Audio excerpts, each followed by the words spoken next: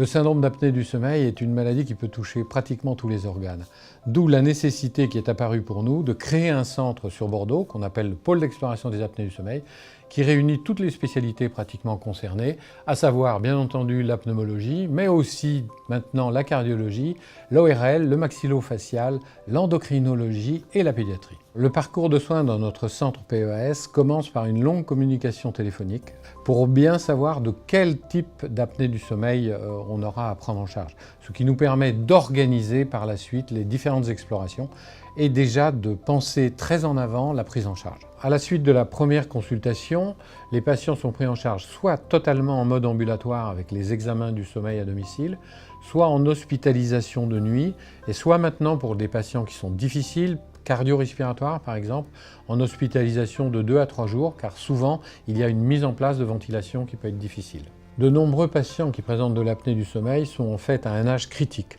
où il faut prendre en compte tous les déterminants majeurs de santé.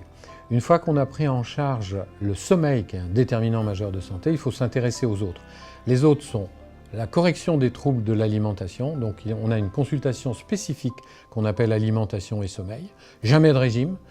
des comportements adaptés, et d'autre part, la reprise d'une activité physique. Pour beaucoup de patients qui présentent de l'apnée du sommeil, il y a donc des troubles neuromusculaires, en particulier au niveau de la langue.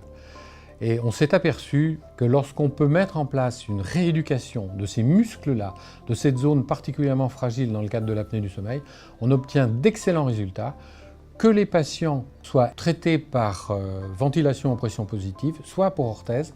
ou même maintenant on commence à faire de la rééducation pour des formes très modérées. Un exemple très concret de l'efficacité de la kinésithérapie linguale, un patient qui est diagnostiqué parce qu'il est très somnolent, et y compris en conduite automobile, ronfleur, apnéique avec un index à 19, avec des désaturations. On le traite exclusivement par la kinésithérapie linguale, sans aucune autre thérapeutique, et après 6 mois de kinésithérapie, le patient ne ronfle plus, n'a plus d'apnée et simplement quelques désaturations. Et ce patient qui était très symptomatique n'est plus symptomatique et son index d'apnée est passé de 19 à 7. La prise en charge globale, c'est-à-dire en tenant compte également du comportement alimentaire, de la reprise de l'activité physique,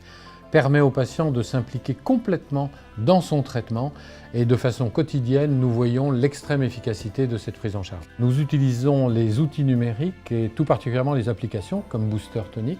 Ceci vient conforter la démarche éducative qui est l'une des couleurs de notre pôle d'exploration du sommeil de la clinique Bel Air.